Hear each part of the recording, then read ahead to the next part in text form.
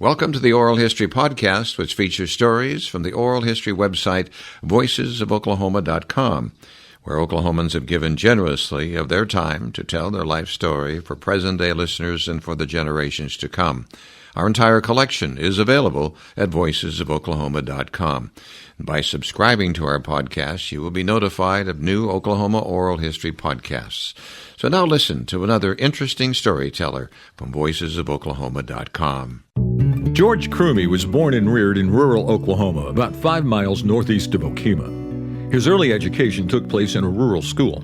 He finished high school at age 16 in Bristow and then attended Oklahoma A&M as a music major. World War II changed the course of George Krumme's life. He left A&M to study weather forecasting at Spartan School of Aeronautics and then taught aviation cadets in Texas. Krumme enlisted in the Army Air Corps and received training in mathematics and physics at Pomona College in Claremont, California. Reassignment to the infantry led him to Europe during the Battle of the Bulge, and he was awarded a Purple Heart. After the war, he returned to Pomona to earn a bachelor's degree and was named to Phi Beta Kappa. After graduation, he returned to Bristow, joining his family as a partner in Krumme Oil Company. George moved to Tulsa in 1960 and studied on nights and weekends at the University of Tulsa to earn his master's degree in petroleum engineering and PhD in earth science.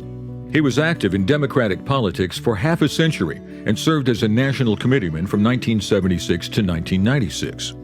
Listen to George as he talks about living during the Depression, J. Paul Getty, the Battle of the Bulge, and other fascinating aspects of his life on the oral history website, voicesofoklahoma.com. My name is John Erling. Today's date is February 28th, 2014. George, state your full name, please, and your date of birth. My name is George William Krumme. I was born on December 15th, 1922. So you are how old as of this day? I am now 91 years old. Any significance to George and William? You were named after someone? George and William both run in the family, in the Krumme family. In a sense, I was named in a traditional manner. All right. We're recording this interview here in our recording facilities here at voicesofoklahoma.com. Where were you born? I was born just half a mile from Pleasant Valley Schoolhouse, which is a little schoolhouse gone now, of course, about 3 or 4 miles northeast of Okemah, Oklahoma. So you were born on the farm? I was born on my father's farm. Right there in the house? Yes, although we did have a doctor. The doctor came from Okemah, so we were not completely rural. Was that normal for that time? I think so, yes. In 1922.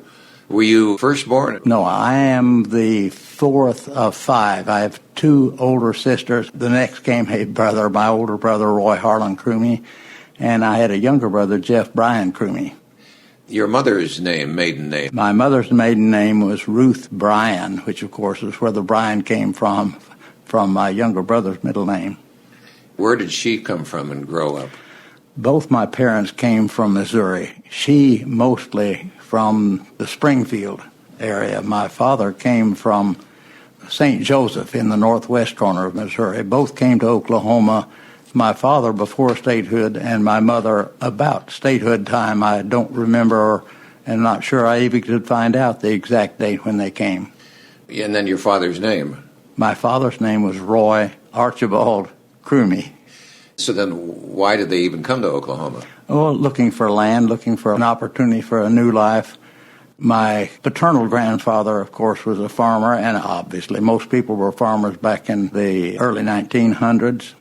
And my mother's mother was a widow. Her father died of the White Death, isn't that what they called it, tuberculosis, in 1895 when she was about 5 or 6 years old. So since there were 8 children in the family, a widow had to scrounge around, and they came to Oklahoma because one of her son-in-laws had come and was successful and encouraged the family to come. They came to the area of Weleetka, not too far from Okemah. When your father came, is there any stories about land run, or did they homestead or No, anything? although my father, who came in 1900, his family came in 1901 to the Chandler area. Now, the Chandler was Sac and Fox country. It could be homesteaded, but there was no run as such, from my understanding of it. But my great-grandfather on my mother's side had come and paid cash for the right to continue and work out the homestead of a previous person who had come and had worked out the homestead for a couple of years and wanted to go to green pasture. So my great-grandfather came, bought it, and worked it out, and didn't live too long thereafter, but that was near Chandler, which was in Oklahoma Territory. But my grandfather moved to the Okemah area. Now, I have my family wrong. It was my great-grandfather on my father's side who settled there, but it was my grandmother's father on my father's side, I guess I should say, the Krumme side. But her name was Scotch-Irish. I'll think of it in a minute. Sure. Your mother, what kind of personality did she have? Oh, mother was a very sweet woman. I guess all mothers, you have a prejudice in that direction, but she really was. She was very popular with things. She was an intelligent woman, liked to read. She could sing songs that she had learned when she was young. People entertained themselves in those days, and she could play somewhat on the piano, well enough that she played for the movie house in Okemah in the silent movie days when you had to have music in the background. She was a good enough piano player to play for that sort of thing, but she was nowhere near a professional. Is that one of your early recollections of her? Well, a little, but mainly it was her singing. She knew song after song of the olden days, folk songs mainly. Right. And then your father's personality, what was he like? My father was efficient. He was a businessman. He was the oldest son. He had an older sister, but nevertheless, this is a farm community near Okemah. Eventually, they had come from St. Joseph, Missouri, to near Chandler. The house they moved in is still there.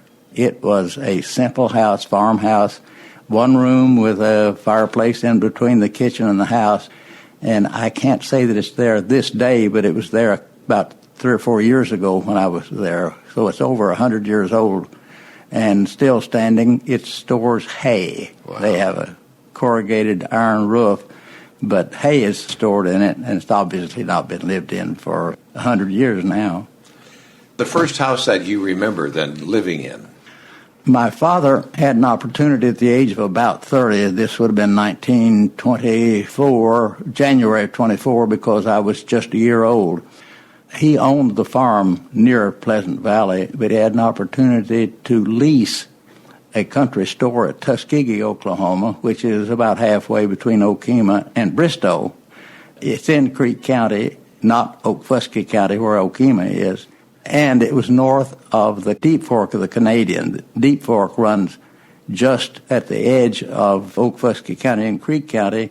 And when Deep Fork came out, you couldn't go to Okemah because the bridge actually and the bottom would be covered completely. So this pointed him toward Bristow, even though he was a native, shall we say, or at least living residence at Okemah and owned the farm there. So we turned toward Bristow simply because Deep Fork cut us off from Okemah completely. Under a long-term lease, the following year, he leased not just the general store, which is a large general store owned by a nester who had owned 2,000 or 3,000 acres there, which he had bought from the Indian Lattees. But he also, the next year, ran the cotton gin and leased the several thousand acres because Kit Walker, who was the original person who had put it all together, they had found oil on his place, and he didn't have to spend the time running that store and the cotton gin. So my dad took it over and ran it probably for the next, maybe 20 years. I was gone during the war, and I can't remember what time he abandoned that lease. He didn't manage it after 1936 because the rural areas started emptying here in Oklahoma during the Depression, not just because of the Depression, but also because of the drought. For both reasons, an awful lot of the people who were sharecropping on property that he was leasing from Kit went to California. The country emptied, and he could see that there was no possibility really of continuing to make a living there. So he opened a implement store in Bristow, and we gradually, all of our efforts went to Bristow. Tuskegee is there no longer. There's not a house within a half a mile, maybe within a mile. And all that's left is foundations. Like much of the rural area, has been abandoned. Krumme Oil was established in 1933? No, Dad was in the truck and implement business, but anybody with any initiative realized that the real money in this area was in oil, particularly in the teens and 20s, but even in the 30s, by the time he had an active business in Bristow, it was Krumme Truck and Implement. He sold international trucks, McCormick Deering farm implements, farm all tractors, etc. But he invested in a few wells. I don't know that he invested in drilling, but nevertheless, he became interested in it. He had already expressed an interest and encouraged my brother Harlan when he went to college in 1937 to study petroleum engineering. So it's obvious that he was already interested in it. But it was really about 1941 or 2 that he began buying properties as the major oil companies abandoned their properties to move into deeper stuff. Their older properties, their stripper properties, they began to sell, and he began to buy some of them. He was really quite a businessman then, wasn't well, he? He was indeed. And a risk taker. Yes, he had to be. And, of course, he always said he couldn't have made it if it hadn't been for borrowed money. His saying was that borrowed money makes good business better and makes bad business disastrous. Right. But he was fortunate enough to be able to borrow money and have good enough business to pay it back. Mm-hmm. What are your memories as a boy growing up, and what did you do for entertainment and that type of thing? Well, I have 2 brothers, as I've said earlier. My mother wanted to be with my father. That meant that while he ran the store at Tuskegee, which he did even when I'd gone to college and gone to the Army. Therefore, weekends, she took particularly the 2 youngest back to Tuskegee. And summers, we worked at the store in Tuskegee, if you can call it work. We did clerking and sacked. We sold sugar and beans and stuff of that sort from bulk. We had to put them in sacks and then weigh out 5 pounds, take a piece of twine and tie them up. We were capable of doing that. I can't say we were worth much, but we did do some things. But that kept us somewhat from having an active life in Bristow schools. So I didn't play football, but all 3 of us played in the band. None of us played football, by the way, which was quite popular then. Mm-hmm. So your elementary years were there in Bristow? Yeah, I went 2 years to a country school at Tuskegee, the first 2 years. Oddly enough, I went to my aunt, who had been hired, probably due to Dad's influence, to teach elementary the first 4 grades. So I actually started school at Tuskegee at the age of 5 because my aunt, who was a widow, had 1 boy who was 6 months older than I, and she wanted the 2 of us to be in the same class. So she encouraged my starting first grade when I was almost 6. When we began to be interested in Bristow as a residence, my older sisters were having to go to high school. And, of course, there were no buses at that time. They would have had to commute from Tuskegee, which would have been extremely difficult, 18 miles of dirt road, and when it rained, it was bad dirt road. So for the first couple of years, my mother and father arranged to have my 2 sisters board in Bristow to go to school, but then we had my older brother coming to the same place, and they could see not only was the economy encouraging moving to a larger place than the country, but also that we were all going to have to go to school. They wanted us to go to school, obviously, to high school, so we actually moved to Bristow in 1930 when I was not quite 8 years old.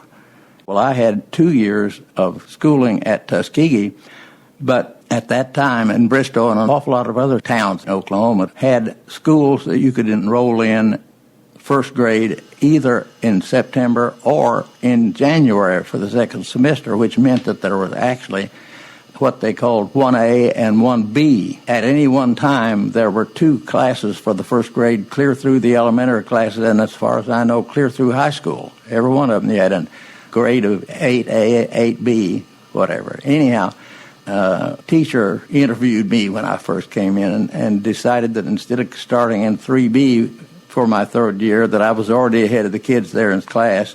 So I moved to 3A immediately, which put me a half a grade of people my age and almost a full year because I'd started a little early.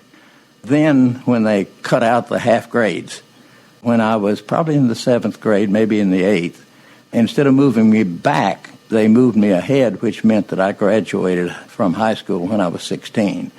And there are advantages to being ahead of your age group, but there are disadvantages too. You're a little bit immature, somewhere between a little bit and a lot, I would say, immature. So your social relationships were a little unusual. But there were several other boys in my class I know who were 16 likewise, so I was not completely unique. What year was that when you graduated? I graduated in 39. 1939. We do have the Dust Bowl days, the Depression, you can say from 1930, 32, 36, and you were 8, 9, 10 years old. Talk a little bit more about those days, and did you actually experience the Dust Bowl? Bristow is far enough east that the Dust Bowl directly didn't affect us. In fact, it's the westernmost tier of counties of Oklahoma and the Panhandle, and of course particularly the Texas Panhandle and Kansas, clear through the Panhandles, that were really in the heart of the Dust Bowl. We did, a few times a year, have dust come in enough so that it would limit the visibility. And an odd thing that I can still remember is that it had a distinctive odor. The dust carried an odor with it that I believe I'd recognize today. I'm not sure. But at any rate, we were not directly affected by it, but we were affected by the drought. The drought was general throughout the Midwest. And the days of the Depression? Times were hard. The worst part of the Depression really probably was 31, 2, 3, and 4. I'd say maybe 3 was the very worst by my memory. Kids came to school barefoot, no shoes. And the Rotary Club there and other entities in town had enterprises to raise money to buy shoes. And many people were encouraged to give shoes, and the shoe repairmen would repair them free to give them to kids, or at least as free as they could afford to do. And two, I know the Rotary Club because I've done some historical work in reading the old newspapers. The Rotary Anns opened a cafeteria where children with no food, no lunch, didn't have enough money to bring anything from home. Some were free, and those who wanted to eat there, after all, they would like to have a little bit of income from it. My memory is that you could buy a small lunch for children for 10 cents, maybe 15 cents at times. They actually ran that for several years at the Washington School, which was the more rural of the two. We had 2 elementary schools in Bristow. The Edison School was on the more affluent side of town. Even there, though, they did open a cafeteria for elementary kids at very nominal expense could eat. Times were hard. Did you sense families were moving to California, and we hear those stories? Yes, throughout that period. And, of course, one thing that kept Bristow alive even through the Depression was there'd been an oil boom in the early 20s, and the oil boom was over before hard times started. But they still had to have pumpers and roustabouts. Even when oil got down to 40 cents and 20 cents a barrel, it paid to produce the wells, and the one bit of stable income came from oil companies, and there were a couple of refineries in Bristow that stayed alive. The banks were already closing, and at the time Roosevelt was inaugurated, there was a bank panic, you might say, in the country. Some states, including Oklahoma, had already closed banks on a temporary basis, but the national administration closed all of them in the state for, my memory is, a couple of weeks. It varied from state to state depending on the strength of the banks at the time. In Bristow did an unusual thing that was a little bit unique, I think, even in Oklahoma here. The Chamber of Commerce issued scrip, that is to say, paper money, with the assurance that after the bank had opened again, that the scrip would be redeemed. You see, there was a shortage of cash. You couldn't go to the bank and get cash, and therefore commercial merchandising stores, etc., were helpless because people didn't have the cash to pay. You have to have cash just for the transactions. So Bristow filled that in with scrip, which is paper money that's outside of the system itself. The local historical society has a couple of copies of some of that scrip. People never lost a dime, but the only place that they would give scrip, they wouldn't issue scrip to anybody except someone who had a paycheck, and the paychecks were essentially all oil company checks from producing companies and the refineries. So the checks were given in exchange for the scrip, and then when the actually could cash the checks. Of course, then the Chamber of Commerce had money to redeem all the Bristow scrip money that was there. But actually, when we're talking about money, it's a little interesting. There was a similar situation throughout many of the sharecropping and country stores throughout the South. Trade tokens is what you would call them, but actually the merchant who owned the store would buy brass coins with his name, etc., and the denomination. The previous owner of the store that Dad leased in 1924 had what everybody called Walker money. It was round coins from $1 down. I think they even had pennies. I know they had nickels. And when Dad came, of course, he couldn't redeem the Walker money, at least certainly for a while. But running the store on a long-term basis, he took a 5-year lease.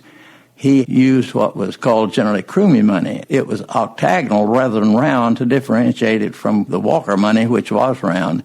And it was in denominations from a nickel up to $1.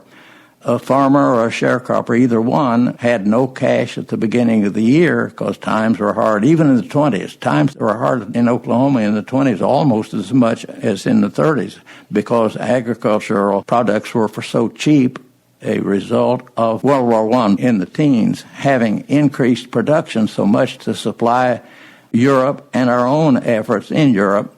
They overbuilt farming. They bought machinery. They broke out land that probably was marginal in the first place. And then after the war, when the demand dropped, Europe began to produce its own agricultural products.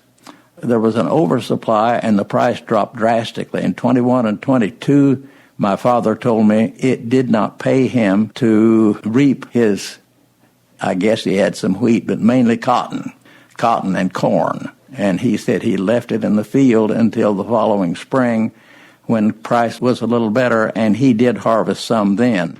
But commonly, people did not harvest in the 21, 22 because the price had dropped so much.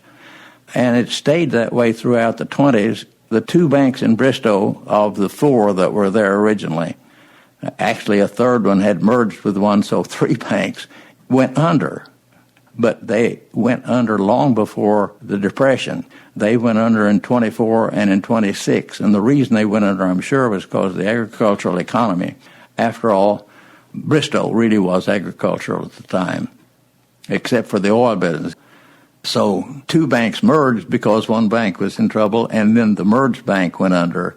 And then in 1928, another bank, an old stable bank, also went under. I imagine that the third one might have gone under in the Depression, but it did change ownership. And that third bank was American National Bank, which eventually became Spirit Bank. And the person who probably saved that bank was Albert Kelly, old Albert Kelly.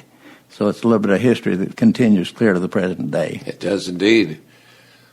But for the scrip and those special coins, that whole community really would have suffered. Some of the Bristow scrip was traded as far away as Sapulpa, Manford, and Okemah, and all of it was made good, but not many communities followed that. And as a matter of fact, Governor Murray discouraged people from doing so, but it was a neat solution, and it worked out very well. Alfalfa Bill Murray? Yes, Alfalfa Bill was governor at the time. Do you remember him? Oh, everybody remembers. He was a real character. Were you around him, saw him? Oh, no. You realize I would have been 10 years old at the time. Probably one of our most colorful politicians.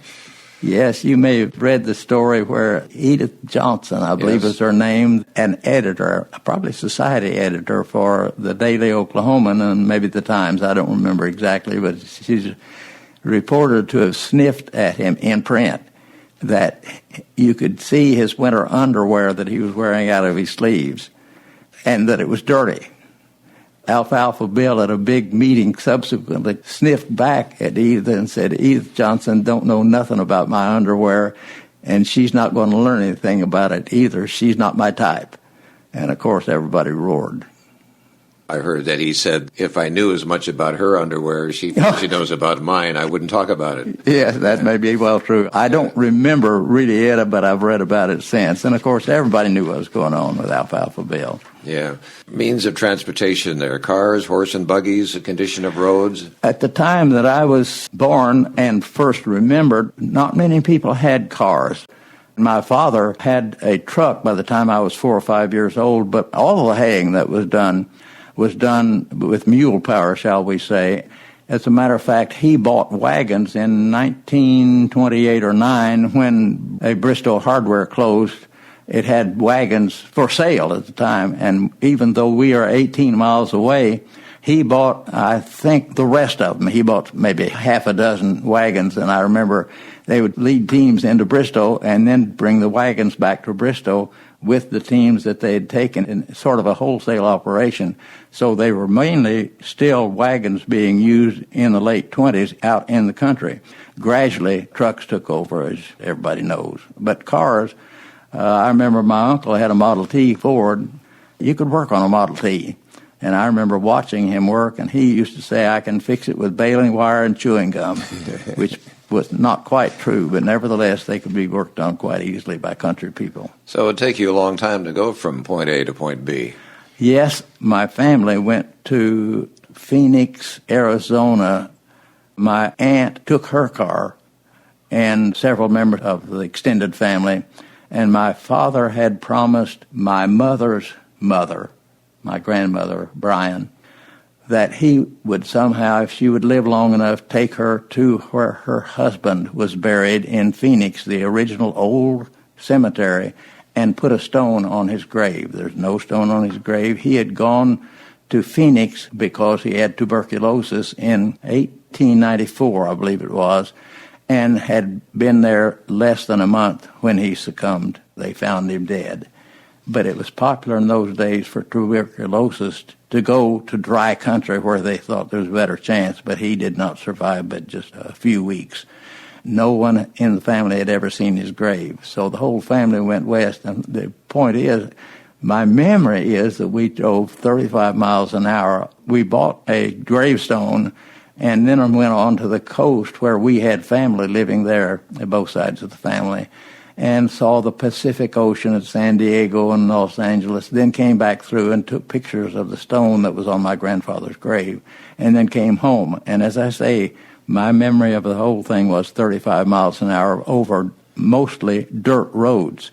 Highway 66 was not paved all the way at that time. In fact, in 1928, when the Great Bunyan Derby came through Bristow, a foot race all the way from Los Angeles to New York City, mainly California and Texas and parts of Oklahoma were paved, but most of it was dirt. Some of it was gravel.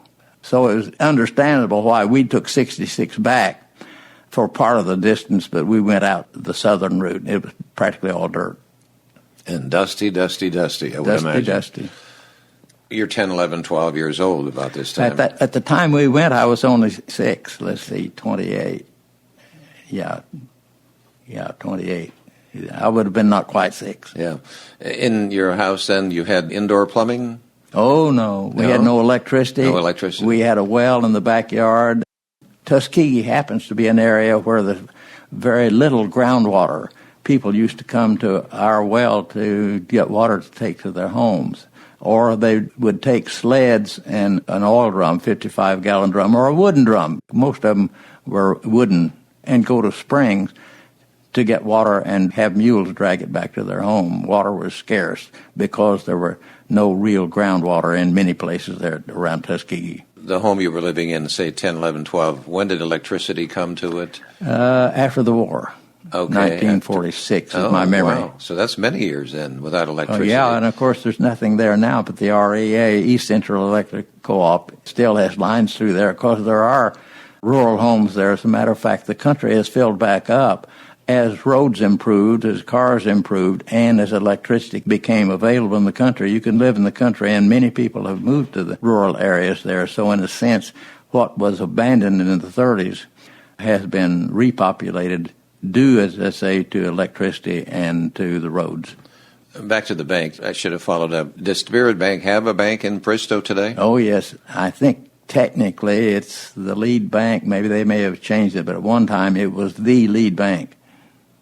President Roosevelt was president 1933 to 45. Do you remember hearing him on the radio and his fireside chats? We lived in the country without electricity. Oh, that's but right. We had a battery-operated radio, as most people who had enough money to afford a radio did. By the time I was able to realize that I was alive, by 3 or 4 years of age, we had a battery-operated radio.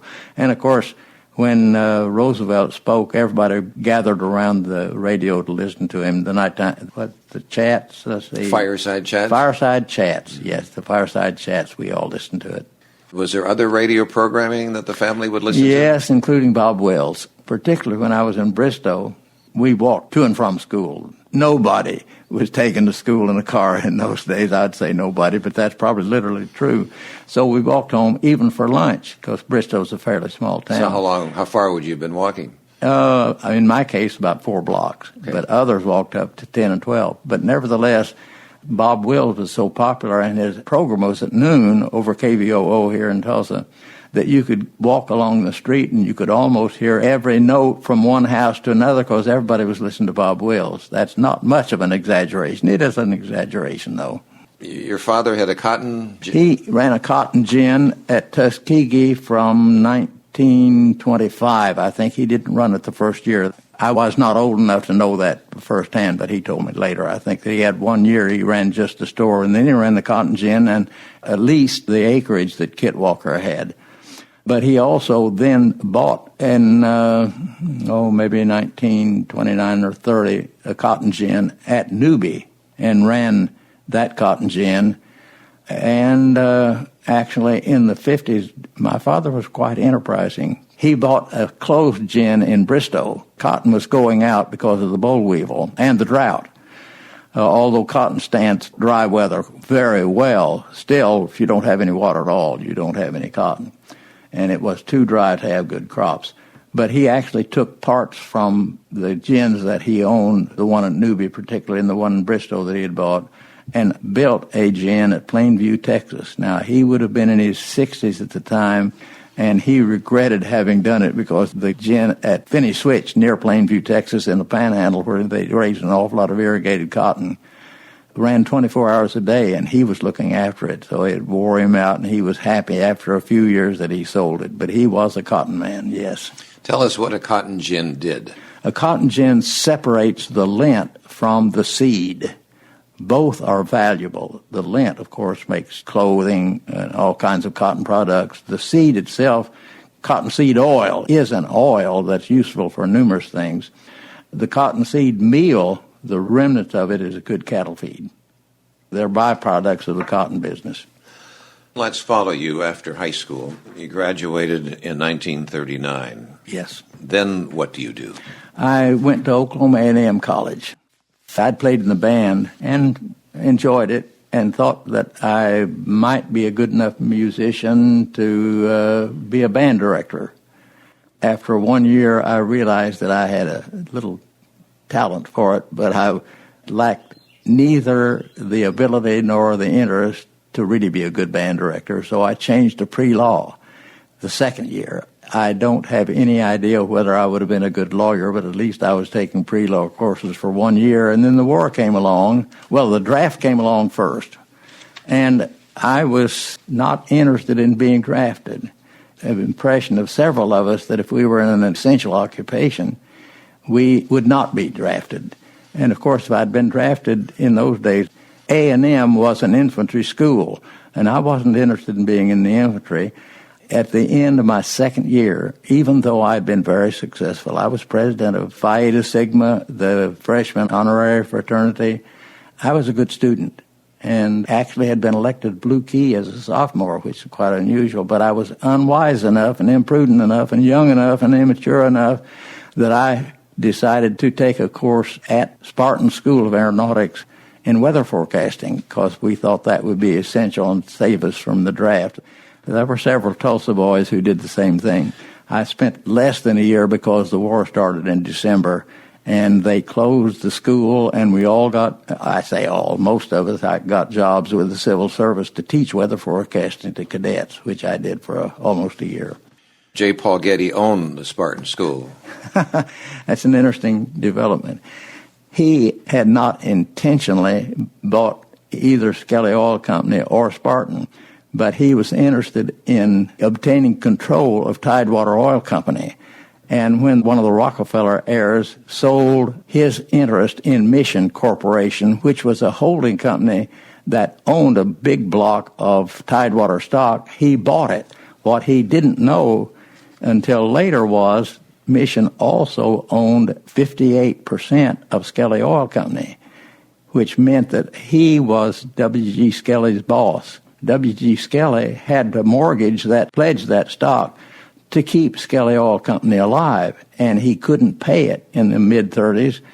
So Mission, being the Rockefellers and not known for their generosity when it came to business affairs, they foreclosed on it and owned 58% of it. Mission Corporation was the holding company they put the stock in, and therefore Getty ended up with the control of Skelly Oil Company, but Bill Skelly was running it.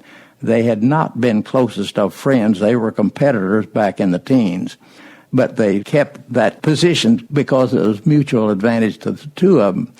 Skelly wanted to run the company, could run the company, and did well. Getty was interested in having the company be worth something, of course. So Skelly maintained the operation as long as he was alive to their mutual benefit. Most people don't realize that Getty really did own Skelly. But Skelly Oil Company, Bill Skelly was a real citizen and innovative in an old way, too. He was interested in aircraft, and he owned both Spartan Aeronautics and Spartan School of Aeronautics, where I was going to school in mid-41. Getty wanted to shoot Germans and Japs. He volunteered to help in the war effort, and they laughed at him. He was too old, for one thing, and too rich for another. He wouldn't have been affected whatsoever. But what the administration said, if you really want to help in the war effort, would you please go to Tulsa, where you own essentially the control of Spartan Aeronautics, which manufactures primary training planes. Go there and straighten it out. They are not operated well, and we get planes that are not really up to snuff. It needs to be improved. Getty came to Tulsa and built himself a bombing shelter out here on North Sheridan someplace that's still there. But he also did straighten it out and lived at the Sophian Plaza at the time, which was the place to live in Tulsa in the mid. Didn't they say he also lived at the Mayo Hotel? He well could have. Yeah. I just know that he did live Right. at times, at least at Sophian. I stumbled across my certificate of graduation from Spartan School of Aeronautics, about 10 years ago. I don't know that I could find it now, but I was astounded to see that not only was that certificate signed by Maxwell Balfour, who was the director of the ground school, the Spartan School of Aeronautics, but co-signed in blue ink by somebody I had never heard of when I was in school. J. Paul Getty signed my certificate, and if I could find it, I'm sure it'd be worth something to somebody. Not that I'd sell it, but I'm just simply saying that I'd never had any idea who J. Paul Getty was when they signed it. I just knew that I wanted that certificate to get out, and did, and I was astounded to see he was active enough in the management of it that he signed our certificates. It's interesting that Bill Skelly, as big as he was in this town, was actually working for J. Paul Getty. That's indeed true, yes. And I've read at least 2, and I think 3 biographies, including his autobiography, about J. Paul Getty. And in the story of Skelly Oil Company, which was written in the last 10 or 15 years, I have that too, and I've forgotten the name of it. They brush over a great deal, but do point out that Skelly did end up in the Getty empire, if you want to call it that. Right. So in time then, did Getty own it till his death, or how did that work out eventually? Well, Getty controlled it. He never owned all of Mission Corporation. He just wanted 51% so that he would have the control of it. Mission didn't own all of Skelly Oil Company. They only, as far as I know, only owned the 58%. But control of Mission gave him control of Skelly Oil Company.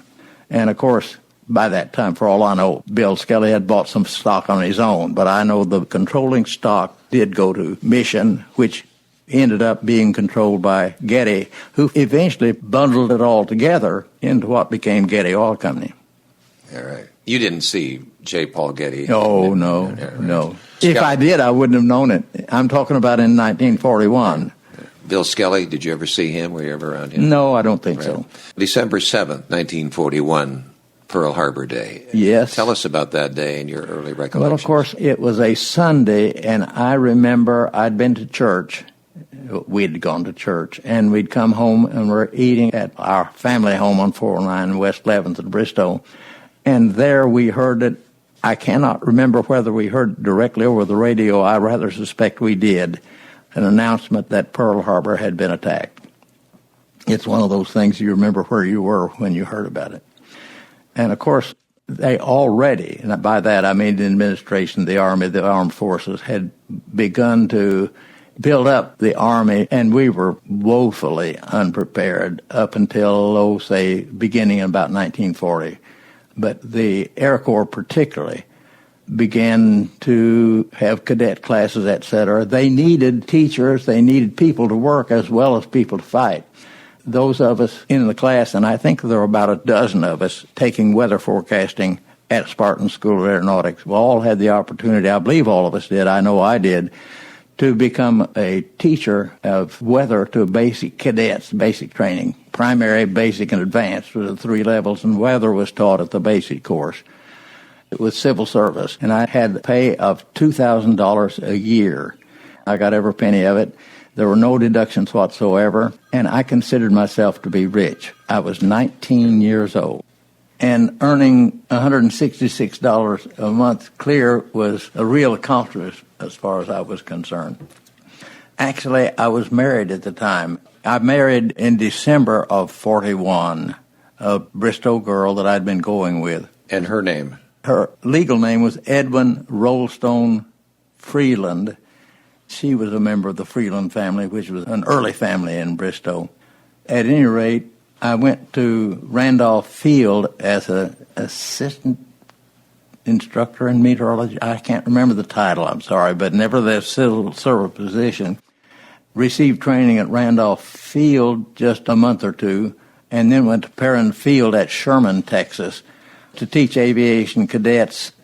That must have been in April or May of 42, and I taught until the draft board began to breathe on my neck. I was in Bristow draft region, and the draft board sort of gave indications that I was going to be drafted, even though I was in an essential occupation, shall we say, teaching aviation cadets weather. And the superintendent of the school there at Perrin Field, the major who was head of the ground school, had been a superintendent of schools in Wisconsin and had been enticed into the Army just as I had been, but he was actually a major, appointed a major, but he was a former superintendent. Nevertheless, wanted to keep me. Apparently, I satisfied him as far as teaching aviation cadets. He said, why don't you enlist right here at Perrin Field? We'll give you a brief training, and then you'll be back here teaching, but you'll be back as an enlisted person.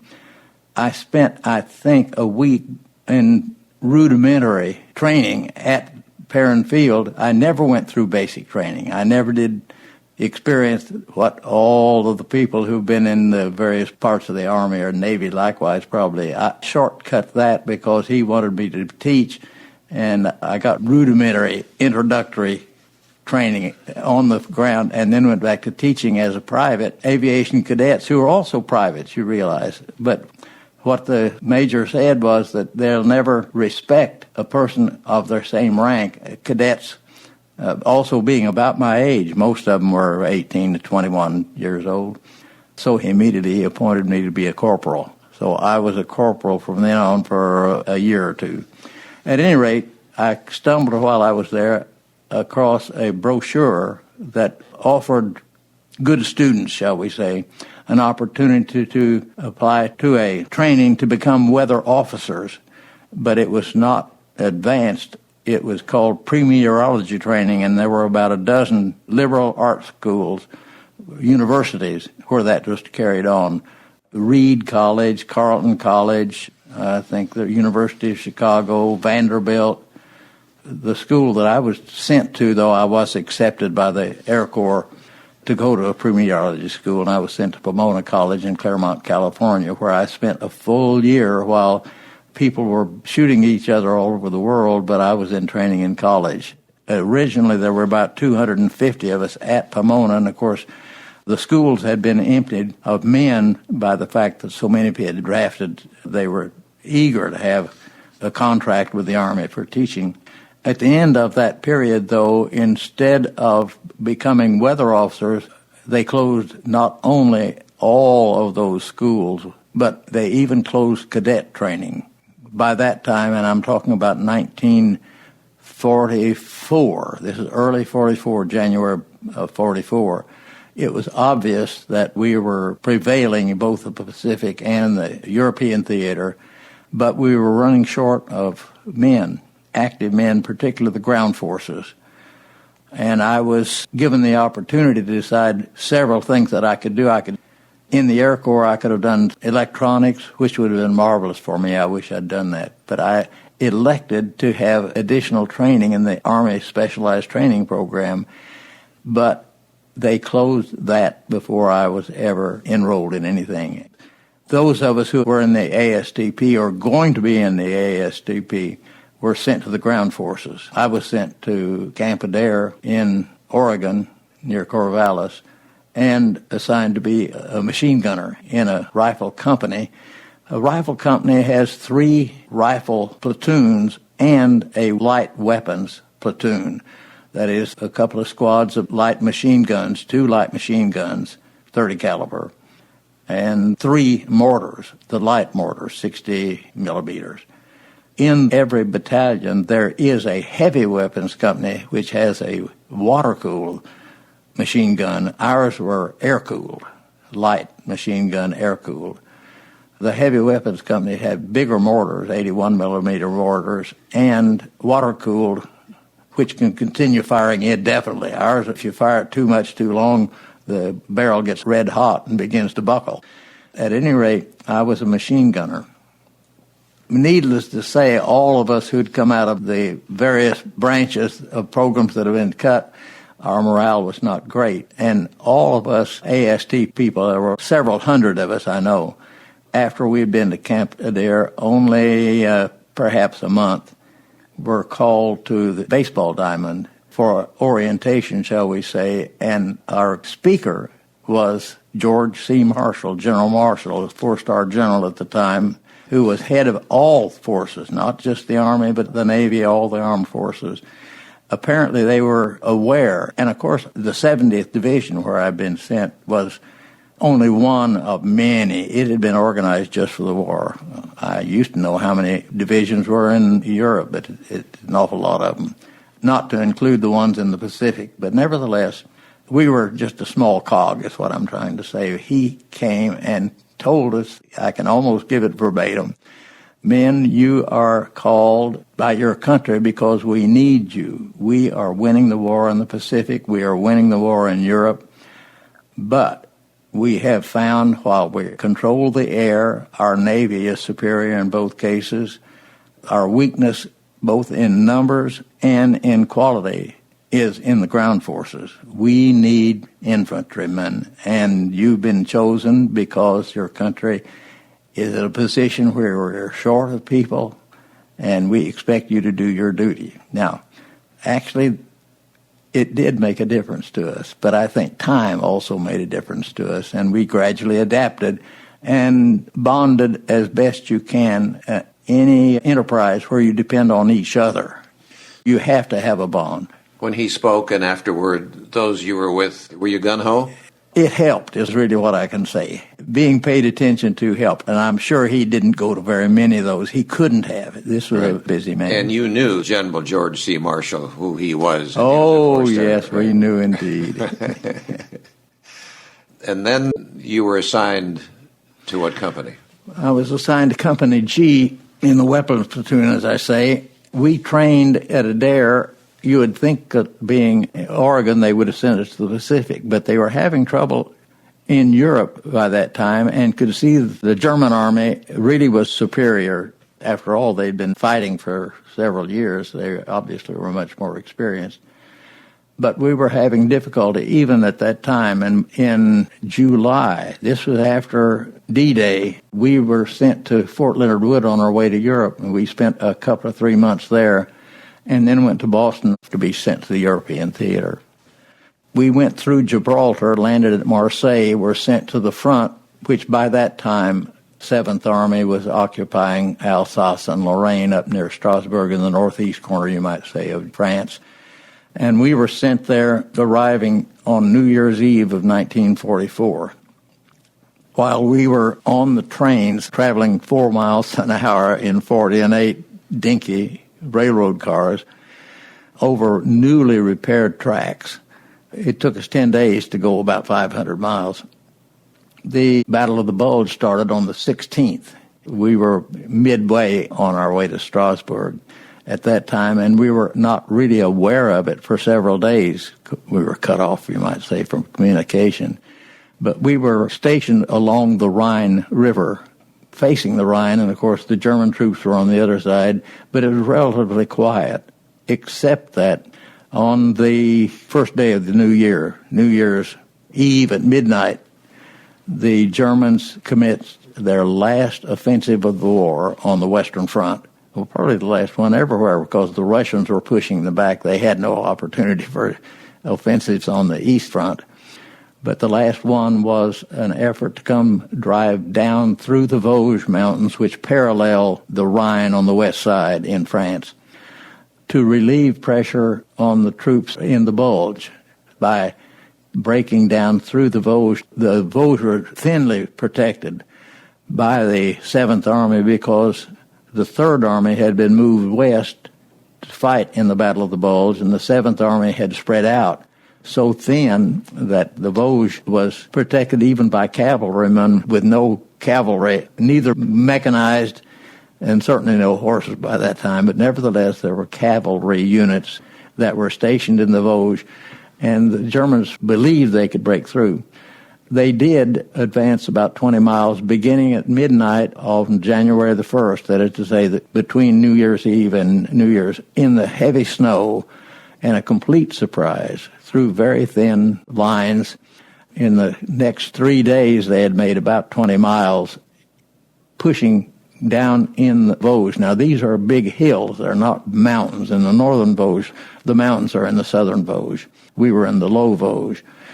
But our division, actually the division was not all there. The 3 regimental units, the rifle companies were there, but the artillery didn't come for another couple of months due to delayed shipment. The ships weren't available to send them. At any rate, on the evening of the 2nd of January, we were sent in a heavy snow from our stations on the Rhine west to resist the German offensive. We went into the Vosges during the night in trucks in extremely cold weather. It was extremely cold. We were dressed for it, but even so it was cold, and you have to sit in the back of a truck and can't move, can't get any exercise. It was a miserable night.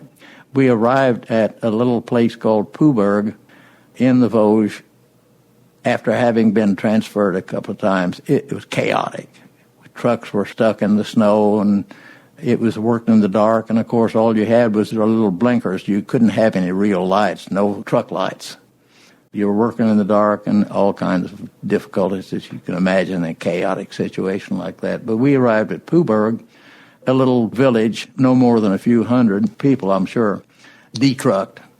Our commander was requested to take a couple of companies down a ridge going toward the little village called Wingen-sur-Moder, which had been captured that very morning by infiltrating German troops that the Americans had reason to believe incorrectly were about 50 in number, which they had conquered the headquarters of one of the battalions for the 45th Division, Oklahoma's troops. We always claimed the 45th Division as ours. But at any rate, they had captured 100 and some and killed a number in the invasion that morning without real resistance, because they'd come in at 5 o'clock while everybody was asleep and there was not a single soul up watching for them. During the snow, they had walked single file, several miles, coming through the thin lines, undetected completely until they burst on the American troops above Wingen. And then even with the noise of the headquarters had not alerted anybody, even though there had been fighting within a mile of the town. At any rate, we, without going into it too deeply, swept that ridge and then pulled back, which was a mistake. We should have stayed there. And we spent the next 3 days, not just us, but our entire division, trying to drive the Germans out of this little town, Wingen, which is several hundred people. Puberg must have been less than 100. Battalion was finally charged with the responsibility to go into the town. Others had tried unsuccessfully and had made part of the way. We'd had an awful lot of casualties. The reason we had a great deal of difficulty was the German invading troops, infiltrating troops, were not just 50. I have written, and I've forgotten how many, 700. It was parts of a regiment, a depleted regiment. That's much smaller, of course. A regiment normally is about 3,000. I don't know the German army rules well enough, but this was the remnants of a regiment that had infiltrated and occupied it. They came through the line in the snow, single file, without ever breaking a line, which is hard to do, as you can imagine, in the dark, starting at midnight until about 5 o'clock when they got where they were. Not breaking a line, what do you mean? Well, in single file, if someone slacks off and you lose contact with the person in front of you and you're in the dark, of course, they might have followed the tracks, but it really was dark. In the snow at midnight with no artificial light whatsoever, you almost had to touch the person in front of you, and they had to be quiet, because if they made any noise, an American soldier someplace along the line might have heard them. Their radio unit had been captured before they came through. They had no radio contact. And this entire unit, the 6th SS Mountain Division, had recently come from Finland. Finland had surrendered to the Russians and agreed to help the Russians drive the German troops out of Finland. So they had to walk most of the way around the coast north of Norway until they could cross to Denmark and then get back into Germany. This was their first action. And these had been fighting the Germans for several years in Finland and were experienced troops. History people say this particular division, the mountain troops, probably were the most experienced troops on the Western Front at the time. And one of the regiments, depleted in size considerably, certainly, occupied this little town, and our battalion was the one theoretically who drove them out of Wingen.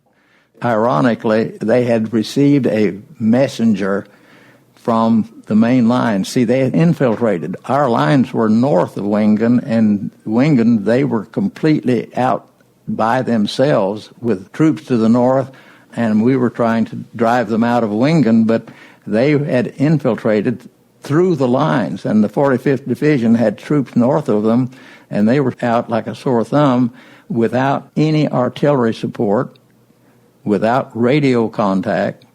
They had come from Finland so recently, they had turned in their helmets.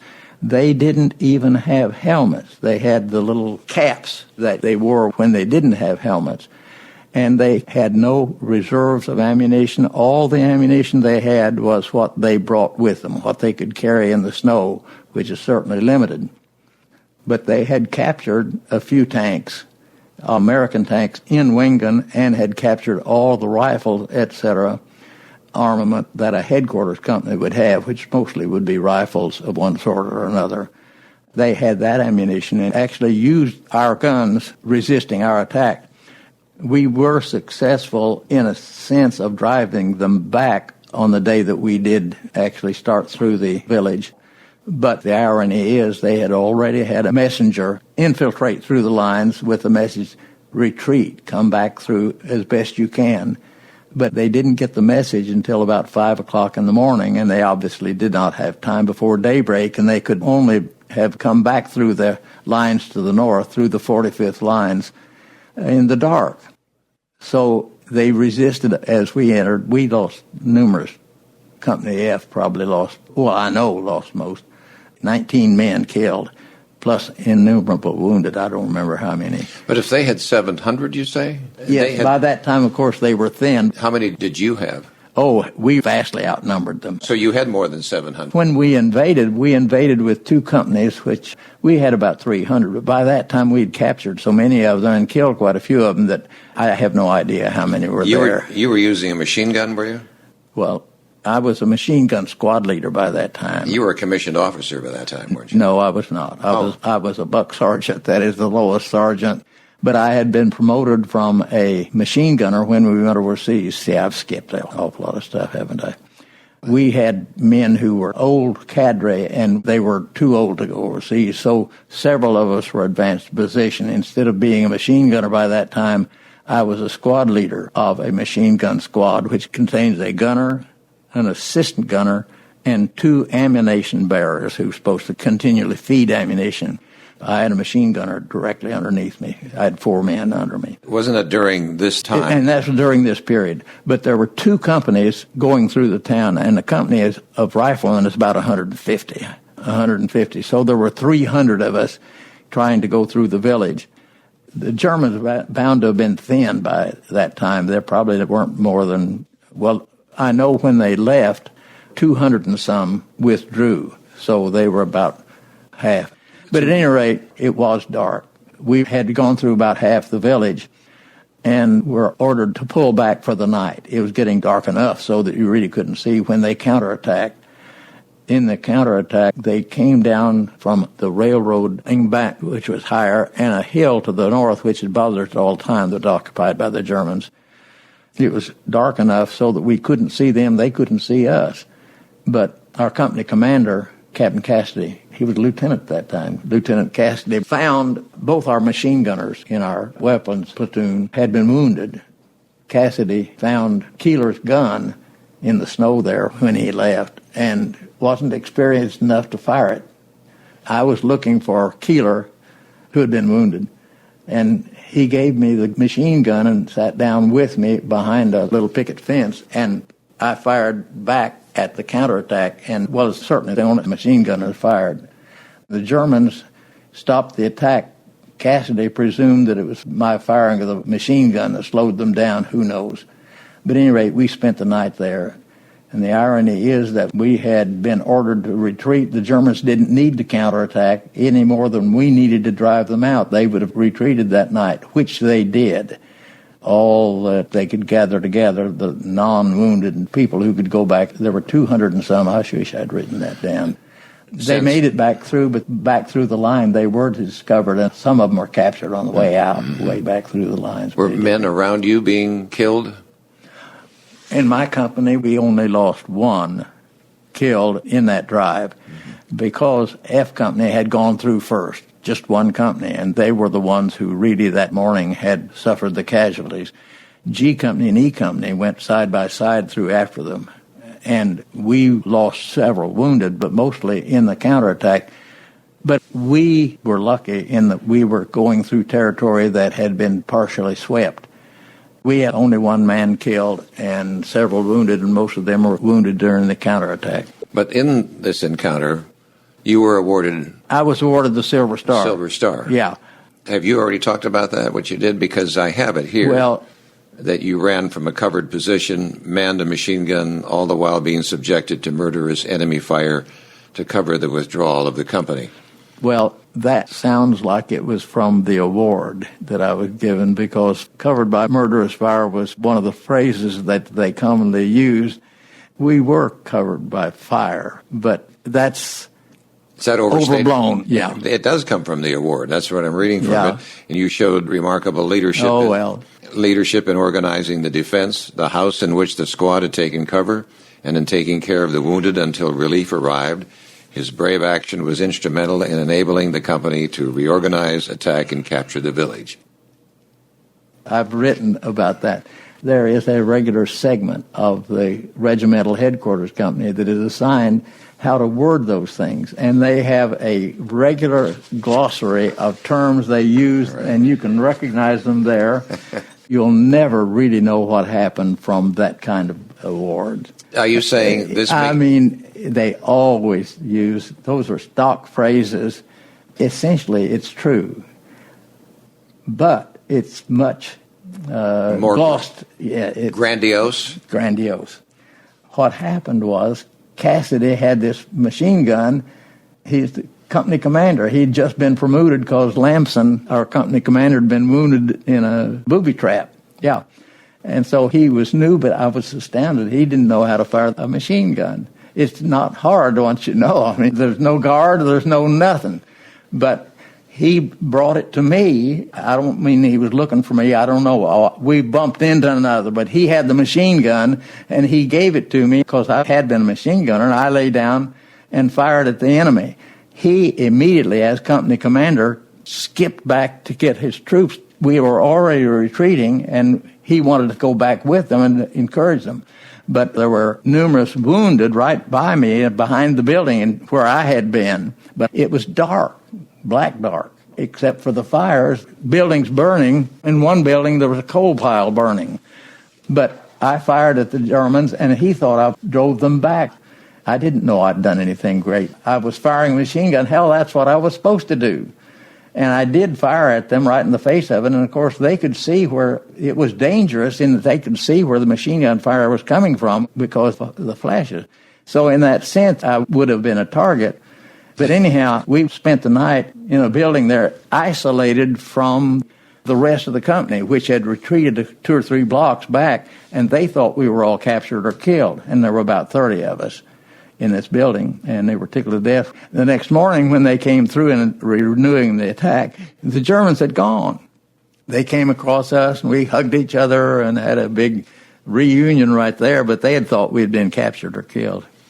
What you've described, you'd say to yourself, it was no big deal. It was all part of what we do in battle, yeah. And somehow this commander must have liked you then. Well, Cassidy thought that I'd really done something unusual. And so you had done something. I don't know if you're being... It was unusual, yeah. But I don't know if you're being humble here or not, but you didn't think it was extraordinary. Would that be accurate? Yeah, I just thought I did what I was supposed to do. But I will say that the rest of them at the time, the guys who came in thought I had saved something. It wasn't just Cassidy. All right. Because we weren't firing back at all. And I was all of a sudden firing a machine gun. Now, the German machine guns fire almost twice as rapidly. We could tell an American machine gun from a German because it goes, there's it goes, brrr. And of course, we had heavy weapons behind us, the heavy weapons platoon behind us that had water-cooled machine guns. They didn't dare fire because they didn't know where we were. They didn't know where the Germans were. It was dark. They couldn't see anybody, and so they never fired anything during this particular action because they didn't know who was where. So that was the only machine gun firing. There may be a little bit of modesty on my part, but I was a little surprised to get a Silver Star. But they thought I deserved it. You took care of the wounded. Oh, well, that's true. All right, so then that's true. essentially I was a sergeant, and there was nobody else in that building of the 30 who had a sergeant's rating, so I was the commanding officer, you might say, in that building for that 10 hours. But the award calls you a second lieutenant. I got a battlefield commission. Okay. About 3 or 4 weeks later. You became a second lieutenant. I became a second lieutenant. Okay, very good. No, you'd have done better to waste your time reading my thing, because you ought to read it. Were you given a Purple Heart? I got a Purple Heart, but I didn't really earn that. And what was it for? I got a scratch right here. On your chin? Yeah, it's still there. It was part of an American bullet. I'm not even sure whether the rules at that time permit giving a Purple Heart for friendly fire. It was a mistake. Colonel Conley, after the war, our regimental commander, asked me, "Were you wounded during the war?" I have a helmet with a hole in it. He had seen that. By that time, I'd been transferred to headquarters company, the regimental headquarters company in Germany after the war. And he asked if I were wounded. And I said, no, I got a scratch once in my cheek. And I explained to him the story, that it had been an American bullet thinking we were Germans, and the bullet had hit the pillbox, and a piece of it, I presumed, had hit my jaw. And he said, well, did a first aid man treat it? And I said, he put a Band-Aid on it. I got a call that afternoon from his clerk who fondly says, to give you a Purple Heart, can you give me a detail or two so I can write it in? I even gave him the wrong date because I didn't remember when it was. It was about a month before, 2 months before perhaps. So I got a Purple Heart, and I'm sheepish about it. That's why you ought to read that damn thing I sent you. You'd enjoy it. In fact, I wrote a whole separate article that's under my name on Google that I wrote about the whole thing, because the pillbox was a German pillbox. Actually, it was not a complete pillbox. It was for the soldiers' protection walls this thick to protect them. But it was built by the Germans on French soil, facing the Maginot Line on French soil during what was called the Phony War. No action on the Western Front all of the winter of 1939 when the Germans invaded Poland. Were they awfully anxious to hand out Purple Hearts? Well, Connolly, why would they do that for something that apparently, I'm going to take you for your word, was as minor? Well, he knew that I had been active, not just there, but other places.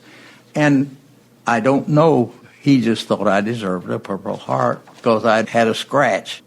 And it didn't hurt him, of course, to have more Purple Hearts given. He was a colonel. He wanted to be a brigadier general. He eventually was. But anyhow, that's all in my... I think you'd enjoy reading that. Well, I will. I just wanted to hear you say it. Okay. I could read it, but I wanted also to hear you say it. You've told it now. And when you hear that they cite you for having received the Purple Heart, then I've told you the facts. You feel kind of funny then, don't you? Oh, I'm embarrassed. But you don't tell a colonel, thank you. No. In addition to that, I had a selfish interest in it. Having a Purple Heart didn't mean anything. I mean, not to me. I didn't plan on running for office or anything. But it did mean 5 points on the way home. I got home probably a week early because I had a Purple Heart. Okay. Maybe 2 weeks, I don't know. That was months later. Let's move on. Okay, yeah. And get you out of the Army. I'm out of the Army. You go to Pomona College? Well, you see, I had a full year at Pomona. I had 2 years at A&M before. A&M, I took a heavy course. I took a lot of hours. Pomona, that was a year of full-time training, heavier than college. So they agreed that they would grant me a BA, but as far as a degree in mathematics, which is what I had had more of. At Pomona, I had none at A&M, but at Pomona I'd had a lot. And in my final year, they agreed that if I'd go one semester, that they would give me one, but with a degree with a concentration in mathematics. They said, you haven't had enough advanced mathematics that we, in good conscience, can say that you have a degree with a major in mathematics. So really I got out with what I would call a bastard degree, but I had 180 hours, I think, and all I have to have is 120, but they didn't fit. But they were very generous, all colleges, everybody was generous to veterans at that time. And what I wanted was the degree. I didn't need to know advanced mathematics because I didn't intend to teach mathematics or anything of that sort, so it was mutually beneficial. I spent one semester there and graduated in January of 47.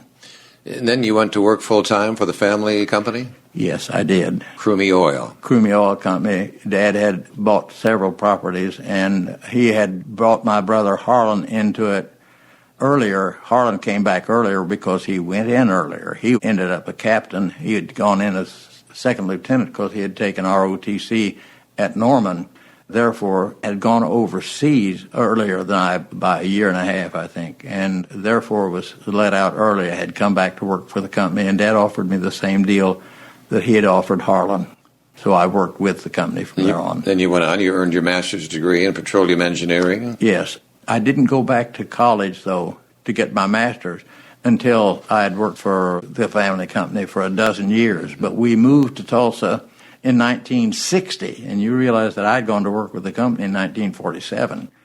I'd had field experience for 12 years or more, but knew that it would benefit me in my work to know more petroleum engineering, so I got a master's in petroleum engineering. Having spent 5 years, nights and Sundays, getting a degree, I didn't go back full-time. I just worked nights and Sundays. I took off a semester or so and swore I'd never want to do that again, but got interested in a course or two in geology and got hooked on that, interested in it, and then spent the next almost 10 years working on a geological degree and got my Ph.D. in 75. Not that I really needed it or rarely used it, but was interested in learning it. So you're Dr. Krumme. I am Dr. Krumme. When did you get involved with politics? I was a little interested when we were still in Bristow. I was a precinct chairman, so I can't say that I started, but I really didn't get active in it until I became interested in the Vietnam War. I thought the Vietnam War was a mistake. I still think so. We should not have done what we did. It was worse than a mistake, as someone said. It was a blunder. We should not have been there. How old then are you about this time when you're getting involved and really serious about politics? I would have been in my 40s. Okay. Your family had been a member of the Democratic Party for years. Well, my father had been an active Democrat, yes, active in local politics. As a matter of fact, had gone to the 64 National Convention as an observer, and in 68 was chosen as an alternate delegate. That was the year of the Chicago riots, if you'll recall. Hubert Humphrey then would have been? Yes. And Dad was an alternate delegate and had had a heart attack, not a serious one, a few months before, and I used that for, I really think, as an excuse more than a reason to go with him, or at the same time, I should say. I stayed in a different part of the hotel, etc., but was with the Oklahoma thing as just simply a guest, shall we say, as an interested Oklahoman. I was not a delegate. It was in Chicago? In Chicago. So did you see the riots in yes, the streets? Yes, the night that they marched from the convention hall back to the hotel, if I remember correctly, that was the one night I got a pass to go to the convention itself and sit in the bleachers and watch it. And I walked with the group that did march back to the hotel. And actually, as far as the riot, I did not see it. I did march right along the edge of it where the young men with rifles in their hands with wide eyes, they didn't know what they were doing. Thank God nothing happened in that regard. But my wife had come. She taught French. Eddie was a French teacher at TU. At that time, I've forgotten whether she was at TU yet or still at Memorial. But anyhow, she had been to France for training and flew back direct to Chicago from France. And I flew from Tulsa there. So she was involved in the park where the riot occurred. Yes, she was there. She saw it. She saw it. She was involved in it. She talked to policemen. She objected to policemen. She helped one of the guys, and the policeman threatened her, but she was in her 40s, and he wasn't about to bother her. So she got away with it. At any rate, I did not see the riots. And we should say the reason for the march and the unrest, you can tell us why. It was due to the very active resistance to the war, and there were groups who made theater of it, but it was all done due to the resistance against the Vietnam War and the police reaction to it, which by most people's standards was exaggerated, was greater than it should have been, and it damaged the Democratic Party for decades, still to some extent. Did you go back then as a delegate, was it in 92? I was a delegate in 72. Oh. We had an effort for McGovern here in Tulsa, and what I'll call the party regulars really were supporting Humphrey. If you were here at the time, I don't know, we won by fanny power. We were not a majority, but we were a heavy minority. People were really activated by the Vietnam War. There was a great number of Democrats who thought it was a mistake to be there and were actively trying to get us out. An awful lot of them became delegates to the Tulsa 1st District Convention, but not enough to control it.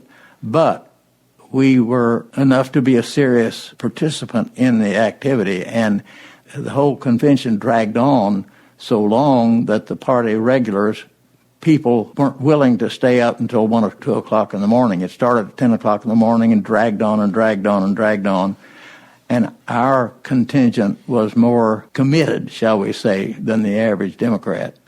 We stayed, and many of the rest left until we were a majority. By the time delegates were chosen, we were actually the majority, and we elected the few delegates that we were permitted to elect at the 1st District. And I was one of the ones elected because I was a leader in it. So they were... I probably was. Maynard Ungerman and I and several others. I was in the leader group of the McGovern people. The delegates all then would have been anti-Vietnam. Yes. So you went, and then... I went to Miami for the convention as a delegate, yes.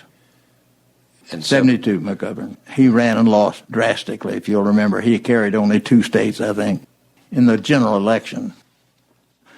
But McGovern was the nominee, and he lost to Nixon. Of course, Nixon had already been elected in 68. Humphrey had lost to Nixon in 68. Right. So Senator McGovern was the standard bearer for the Democrats, and he lost to Richard Nixon then in 72. It was a fiasco, you might say.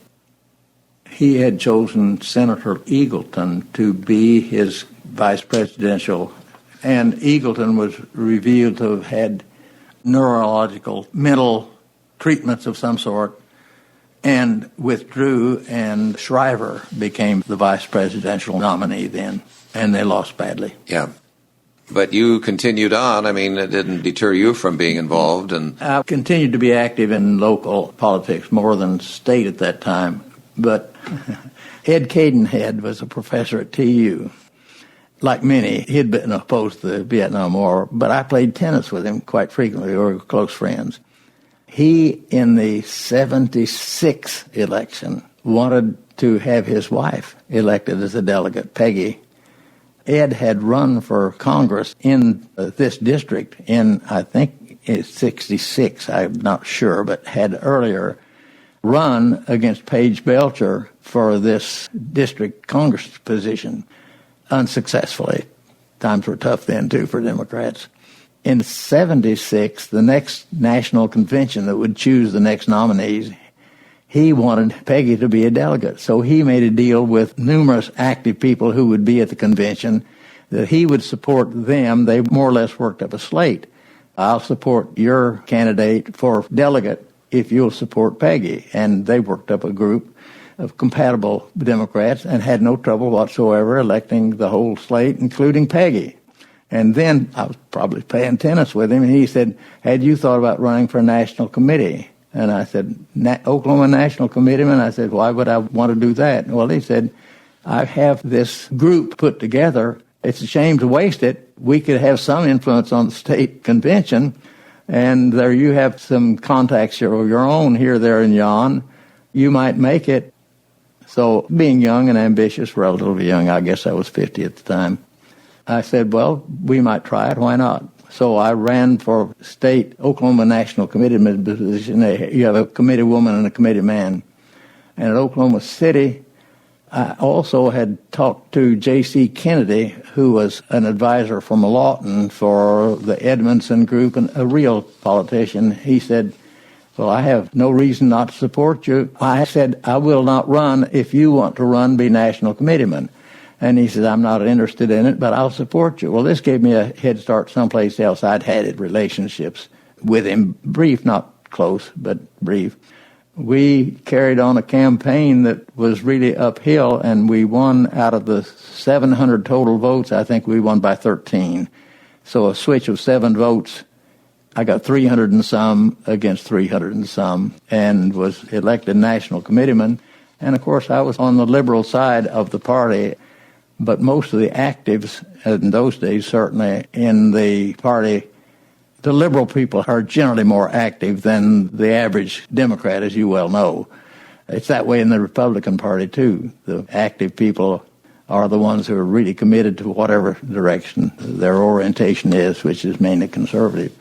I was elected 5 times, and the first one I had an active opponent, and the second one I had a semi-active opponent, and the last 2 times I think I didn't have any opponents. I was national committeeman for 20 years. And what did that mean? Well, theoretically you have influence on the national party, and certainly on the state level you do. You're an officer on the central committee. On the national level, of course, you're one of about 500, and your influence varies depending on what kind of influence that you can personally carry. I can't say that I ever had very much influence on the national level, except that I did originate an accomplishment I'm proud of on the state level, but the national party had to tell us here in Oklahoma that the state party had to reapportion. We were badly out of balance in the representatives of the party with regard to the people. Every county had 3 members of the state committee, if I remember correctly. That meant that Beaver County had as many as Oklahoma County, a portion. We had to reapportion because Oklahoma County and Tulsa County, with maybe half the representatives in the state population, I don't know it's that much, but at any rate, certainly a very heavy portion, maybe a quarter or a third, had the same vote as the 2 least counties, Cimarron County and Beaver County, or whatever the 2 least ones are. And it's difficult to have an effective organization when it's that malapportioned. Right. We had actually filed a suit in which my name appeared first, I don't know previous to that, in federal court, who blustered and threatened the party and eventually admitted, I don't have any jurisdiction whatsoever, but you ought to do it. I raised the issue while I was national committee and had been a national committee maybe for several years. I raised the issue and the national party looked into it, sent a representative here and said, it's unhealthy for the party to be this malapportioned. They came and, as a group, called a meeting and said, we are not going to force you to do it. It's your party. You do what you want to. But if you want to vote at the national level, at the national conventions, you're going to have to reapportion. And, of course, there's no point in having a party if you can't be involved. So we did accomplish that. That was, I guess, the one thing I think as a national committeeman that I did that I considered to be important enough to even mention. The rest of it was just going to conventions and drinking coffee. I noticed in the 92 National Convention, that was when Bill Clinton was nominated. Of all the delegates, Carl Elbert was one of them. He would have been. Were you around him at all? Did you ever know him? Not well. I did get a call from him, though, a couple of years later on the telephone. He knew who I was, obviously, and I certainly knew who he was. But at any rate, he called and said, George, the year I graduated from OU, and I think it was 31, I was outstanding male student. And I said, yes, Mr. Speaker, I knew that. And the outstanding female student was from Bristow. Yes, Mr. Speaker, I knew that.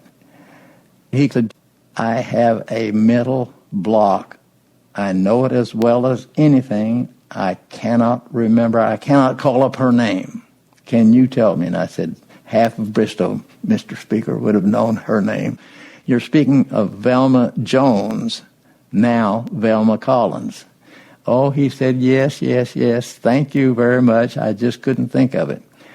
I think that he needed the name because he was working on his memoir, The Little Giant from Little Dixie, or whatever the name of it is. And he was including a picture because I have the book, and in the book is a picture of him with Velma with 2 giant loving cups in front. And I think he was working on that, and he really literally couldn't call up her name. They're both dead, of course, a long time now.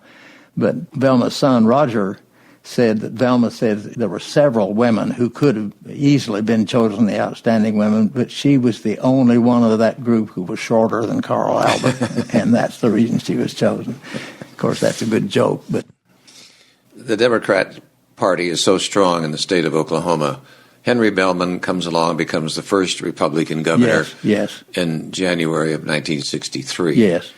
Bellman ran against Bill Atkinson. Is that a campaign that you got heavily involved in? Or no, I was so busy working, and I was young enough that I was not active in that at all. Bellman runs against Bill Atkinson, and he defeats, and so we have our first Republican governor. Yes. I don't know what kind of consternation that caused you or the Democratic Party. I was not active enough in the party at that time. Well, actually, we Democrats, I think, at least those of us who were interested in the state's welfare rather than just the welfare of the Democratic Party, recognized that a one-party state, generally speaking, is run inefficiently. If one party dominates it, you have too much infighting, you have too much self involved in it rather than good policies. Our legislature could have been improved by having Republicans have a voice powerful enough that they had to pay attention. Just as now, I will say that the Republican control over the legislature and all the party offices is going to be a problem for them in the future, because they likewise will suffer from the weaknesses of having one-party rule. Because we can say, I have, as of November of 2012 elections, Republicans have a 2/3 majority in both the Oklahoma Senate and Oklahoma House of Representatives. They hold all statewide offices, all congressional seats. As of January 15th of 2013, there are 897-some thousand Republican voters compared to 962,000. So we're getting close to be almost even, because then there are 256,000 voters registered as independent. But the Republicans do obviously hold sway, as the Democrats did back in the 60s. They're veto-proof in the legislature now, Right. Which, again, as I say, will cause them problem because it's unhealthy. Just as it did us when Bellman vitalized the Republican Party, which was a healthy thing to do. Right. Al Snipes, you know him. Al Snipes is known as the godfather of the Republican Party, and he's the one who registered Republicans and did that for many, many, many years, leading up to the campaign of Henry Bellman and all that. But you didn't know of him. No, I did not know. I knew Henry Bellman. He came to Bristow and spoke to the Rotary Club, did an excellent job, had his feet on the ground. I admire Henry Bellman a great deal. Where were you when John Kennedy was assassinated? 12:30 on Friday, November 22nd, 1963 in Dallas. We ate with my father at our house. I'm speaking of my brother Harlan and me, and my father ate at his home because our office is in Bristow, still is, as a matter of fact.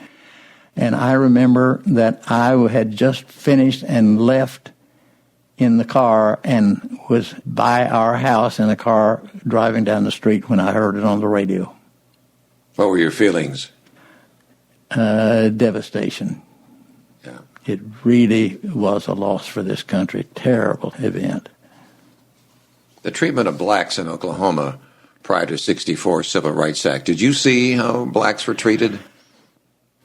In my experience, blacks knew their place. We knew their place. There was no problem at all in Bristow or at Tuskegee. You realize I was at Tuskegee and there were black farmers there. I will say that I saw discrimination per se. It just was that they had separate schools. The schools were not financed as well as the white schools. There was discrimination, but it wasn't overt, in my experience. And it was just accepted. It was just accepted. That's the way things were. I do remember this. My two boys were 6 and 8 at the time and had a black playmate. Maybe even 5 and 7. I don't remember. Anyhow, they were quite young. And they recognized and asked my wife and me, why can't he join us regularly? Why can't he go into our school, etc.? So I know kids are more sensitive to things sometimes than adults are. We adults just sort of accepted it. That's the way it had always been. But there definitely was discrimination. And then Henry Bellman made sure the '64 Civil Rights Act was implemented in Oklahoma. Do you see a way for Democrats to start winning elections? Now we have Tea Party Republicans, we have moderate Republicans. They are not getting along. In most elections held today, the primary for Republicans are the most interesting races, and in some instances, Democrats don't even bother to file. That's where we are now. How do you see that? The Republicans eventually will do themselves in. I don't think it'll be our actions, it'll be their actions. It's an odd situation in this regard. In Oklahoma particularly, it's the social issues, I think, that are the Republican strength. And I'm speaking of guns, gays, and God. And they've won on that basis. When it comes to economics, the Tea Party people, but mainly the poor and the middle class, are disadvantaged by the Republicans' actions. They've lowered taxes, they've cut back on education, all kinds of legislation that benefit, well, anybody except the top 1%. That's nationally as well as here. Economically, people are voting against their own self-interest.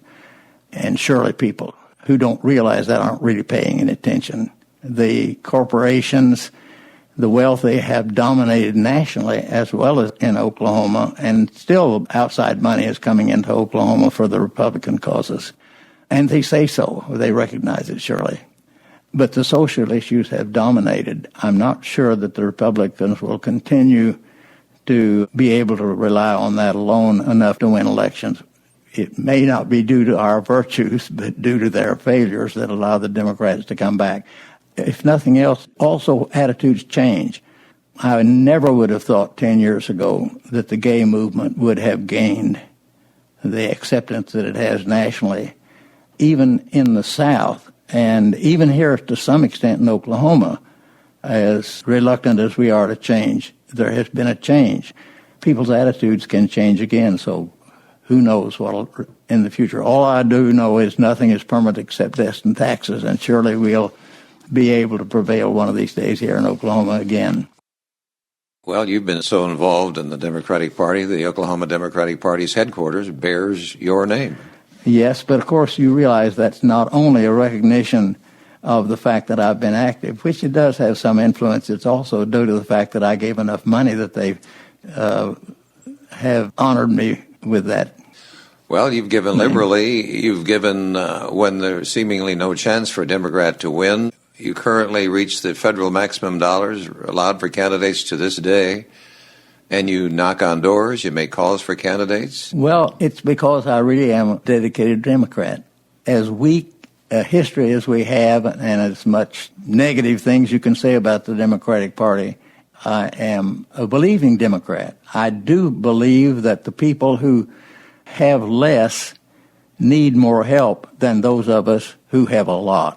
We have too much, they have too little, and we're actually getting worse in the last, ever since Reagan, essentially. We've gone to taken steps to help those of us who are wealthy, and I have to admit that I'm somewhere in that range, maybe in the low levels, but still, I'm definitely affluent. We don't need it, and too many people, particularly the middle class, and we're losing the middle class, due to numerous factors. It's not only national. Part of it is the fact that the information technology, we don't have manufacturing requirements that we did before. We really have trouble competing internationally. There's less need for skilled jobs.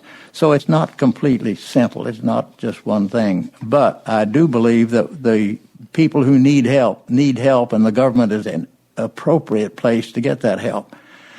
And even on the issues of gun, gays, and gods, I'll have to admit that I'm on the Democratic side there. I do not think that abortion is evil. I do not think that gays are cursed by God. I do not believe that we need guns to the level that we have them. Obviously, guns serve a purpose, but I think we pay a price for not having control on the availability of guns. So the reason I've done all of that is that I believe that, and I'm willing to put my actions and my money in that direction. As a Democrat, it must make you feel good to know that we have a Democrat as president and that he is at least half African American. And I never thought that would happen this soon. Right. In your lifetime. In my lifetime. I didn't think it would happen in my lifetime. We may elect a woman in my lifetime, I'm not sure. As Yogi Berra said, prophesying is tough, particularly about the future. We should say, since this is a picture of this point in time, speaking about our president, it seems there are many in the land who resent the fact that Obama is our president and is African American, which is identified in their language as they speak about the president. We are infinitely better at our racism problem than we were 50 and 60 years ago. We are nowhere near a level where we would be healthier to achieve. Yeah. There is still resentment against the fact that we have a black president. You have become the historian of Bristow. You've written many, many stories about that town for the newspapers and have done a wonderful job in preserving the history of that town. I have not written it exactly as a state history per se. I've written articles about interesting facets of particular parts of the history, which, of course, when you add it all together, is the history of Bristow. And I've been interested in it. I'm interested in history in general, of course, as so many people are, but you're always interested in your own family, your own people, and your own hometown. You should say I've enjoyed it. The town, as you know, was named for Joseph L. Bristow, a U.S. Senator from Kansas, actually. Yes. He was 4th Postmaster General, and he was the one who gave approval to establishing a post office in Bristow, and they were looking for somebody to name it for, and they recognized him. He also has another little historical point. He was senator from Kansas subsequently. He was droning along on the Senate floor and said what this country needs, and was going into what this country needs when the presiding officer muttered loudly enough for the whole hall to hear him, "What this country needs is a good 5-cent cigar." Now that phrase has redounded clear to the present, even though it's no longer appropriate, and Bristow caused it. Was there plans to run a train to Slick, Oklahoma? Is there a story there? Oh, yes. Tom Slick had made a great deal of money in the Cushing Pool. He discovered the Cushing Pool and became a millionaire from it, and dropped out of the business for a while, the oil business, although later he was active enough to be called the king of the wildcatters. He married Bernice Freites of the Freites family that we know nowadays from real estate, etc. And Joseph Freites, the original Joseph Freites, had been a trainmaster or worked for the Illinois Central, I believe it was, when B.B. Jones, a Bristow person, was in Mississippi where he was born. And they knew one another in their railroad. Both of them worked for the Illinois Central. When Freites worked for the Frisco and was superintendent for the district through Bristow, he liked to build railroads and actually build towns, which he did several of both. He came to Bristow to organize a group independently to run a spur from Depew into Shamrock. B.B. Jones was a compatriot of Slick in the discovery of the Cushing Pool. B.B. Jones introduced Tom Slick, his friend, to his friend Joseph Freites' daughter Bernice, and they got married. Now, this meant Freites had a wealthy son-in-law and an opportunity to build the Mineral Belt Railway that carried zinc all through the Northeast, which made a lot of money. Freites wanted to build a railroad from Bristow to Okemah. And whose money did he use? Guess. Tom Slick became president of the Oklahoma Southwest Railway, Old Slow and Wobbly, we called it. It did build a rails as far as Slick and on to New York, but Slick was not in existence, but there was an oil pool there that was developing. So Freites began 2 ventures at once. He was building the railroad, and he founded a town where the railroad crossed the pool. And he named it, as he had named president of the railroad, he named the town after his son-in-law who had furnished the money. Tom Slick had nothing to do with the discovery of the Slick Pool. He didn't own a single lease, to my knowledge, then or ever. But at any rate, indeed, that was a unique event. And the railroad lasted about 7 or 8 years and was torn up. The rails were torn up. You see advantages, of course, between rail service between Tulsa and Oklahoma City. You think that will ever come about? I'm not a rail expert enough to be justified in opinion, but I do have one. And what is it? My opinion is that if on the present tracks, it will not be economically viable. Because? Because there will not be enough people use it. It's too slow. It won't make enough money to pay for the trouble. Now, for freight, that's a different matter. I'm talking about the passenger part. Freight rail traffic is enough cheaper than trucks that it probably will, with the passage of time, be justified as to carry freight. You're very giving to your community. There was a time they wanted to build a performing arts in Bristow, the Freeland Center for the Performing Arts. Yes. You gave liberally over $1 million to that project. Well, our family did. My brother and I married Freeland sisters. And together we've given more than $1 million. And I've continued to give. But nevertheless, that's the reason I asked if they would mind naming it for the Freeland family. They were really pioneers there, shall we say, early comers. And they were kind enough to do so. But it's been a real successful venture. That is a nice installation. That's great. But I really get more credit than I'm due. It was principally paid for with tax money, and numerous others have given. I'm given a little more credit, as I say, than I've really earned. Well, but I still take it. Exactly. It was a $6.1 million theater. It was financed by a $3 million school bond issue. Yes. And then you and your brother and others pitched in the rest of it, is what you basically did. That's true. So it couldn't have happened without you. No, well, that's what they say. And it would have taken much longer, I'll grant that. Let's not be too humble here. Well, no, Speaking of marriage, then your wife died in what year? Getty. 2011. She had been ill for a decade. And then how many children did you have? Two boys. And their names are? David William Krumme and Robert Brian Krumme. Robert lives here and is president of Sooner Southwest Bank Shares, which owns 3 banks.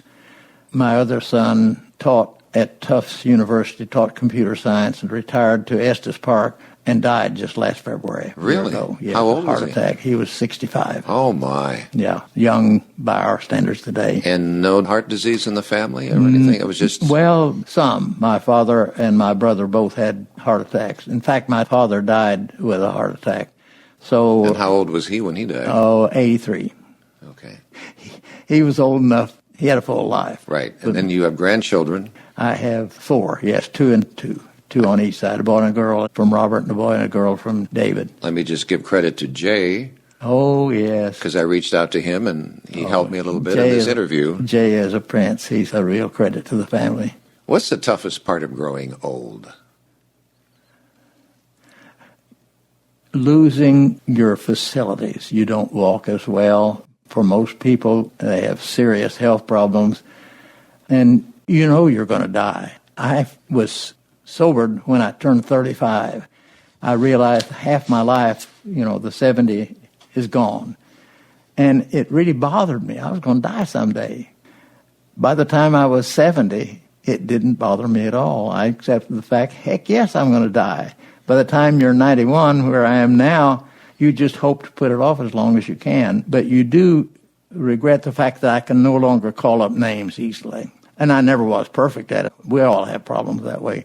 But I have people that I've known for 70 years and dealt with in the last 2 weeks that I have a mental block. I'm like Carl Albert, who couldn't think of his co-awardee. You get mental blocks much more often as you get older. But as we should say, while you say that, you remarried recently. Yes, indeed. Within a few months of my wife's death, and as I say, my wife really had failed for years. She, I'm going to say, didn't say a word for the last 3 or 4 years, but she was in a transfer chair. She was unable to wheel herself around. She had to be conveyed around probably for the last 7 or 8 years she lived. And by the time she died, she weighed less than 70 pounds. She wasted away. That was difficult to live with, difficult to accept, but that's going to be so common with different kinds of dementia and health problems. As we grow older, it's going to be in every family, and we're going to have to live with it whether we like it or not. But nevertheless, I had known of Aldine Thompson since we moved to Bristow in 1930 because she lived 2 doors down.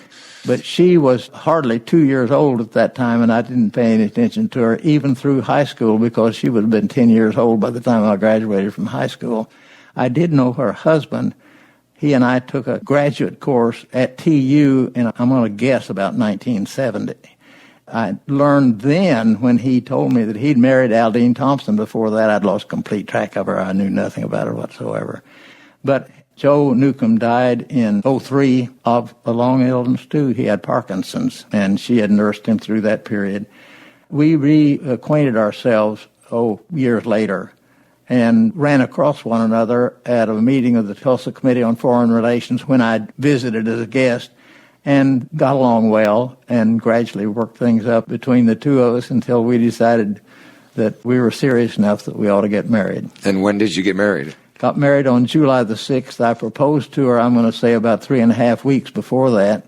She's only 6 years younger than I. And we decided that if we were going to get together, we better do it quick because we might not last very long. And what year? just last year. So 2013. 2013, July 6th. So you have We haven't been married a year yet, and we're still married. I must satisfy her that far. Well, that's amazing. At 90, you were 84 and 90 at the time. At the time, right. Right. And now you're 91. Yeah. Is this the luck of the draw that you've lived to this age? Are you the longest living in your family? I am the older of my two sisters, who was also the oldest of all of us, and we were 5, as I say, lived to be 89, and I consider it to be a victory to have surpassed her 89. She was healthy, too. She had not been to a hospital for decades. I'm not sure she'd ever been to a hospital. And the evening that she died, she began to feel bad about 3 o'clock. One of her grandsons was with her at the time, and she complained of not feeling well. And he, fortunately, took her to the hospital. She died less than 6 hours later, on a rapid flight to Tulsa. But she had the same kind of genes, obviously, that I do, or for similar enough. And she had good health all through that period. I've had minimum trouble with health until I fell recently and broke my hip. That's not the same as bad health, but nevertheless, it's certainly a sign that I'm not as agile as I used to be. But you walk. But I've recovered, yes. And you seem fine. And yeah, so, I have weak knees. Troubled with knees. Knees are the first thing that go for most people, and mine are not in good shape. But I may do something about that, even at the age of 91. It's remarkable during this interview. I know you haven't been able to recall some names, but the details that you remember and the clear thinking that you are at 91 years old, do you realize how blessed you are? I have a good memory. I can remember things that didn't even happen. No, I do have a good memory. I've always had a good memory. Regrets? We've had a few. Any regrets? Oh, yeah. Surely no one alive hadn't had many regrets. Looking back on things that I should have done or done better or made a different decision on something, you live with those regrets, but fortunately most of us are mature enough to realize that that's universal. You have to live with the mistakes you've made, and if you worry about it too much, you're just going to shorten your life. But overall, just think about your life and what you've lived and the good that you've had and contribute to our community. You must feel blessed. I have been blessed. I have been very lucky at so many points in my life. I was unlucky enough to fall and break my hip, but just in general, I've been lucky all my life. Students listen to our conversation. What kind of advice do you give to students, whether they're interested in politics or whatever? What do you say to them? Well, actually, the greatest benefit is to be born to caring, loving parents. You don't have any choice over that. I do think that if I'd give advice to young people, I would say the common virtues that we all know, that we learned in kindergarten, benefit you the rest of your life to the extent you follow them. Hard work, caring for others, be ye kind one to another. It all pays dividends. And as simple as they sound, it still is the basic, isn't it? It's still the basic. Yeah. Well, this has been a journey that's been very interesting. George, I thank you very much for presenting this. You've got a lot of fans out there, particularly in the Democratic Party. Yeah. I appreciate you spending this time. Well, thank you very much. I've been honored. Yeah. You have been listening to the Voices of Oklahoma podcast. Stories taken from the oral history website, voicesofoklahoma.com. At the website, you will discover an array of storytellers. Many you will know. Some will be new to you, but all will be worth your time. This work depends on listeners like you, who are interested in learning about the great people of Oklahoma. Our website provides an opportunity to donate to this 501c3 project, which preserves Oklahoma history, one voice at a time. voicesofoklahoma.com.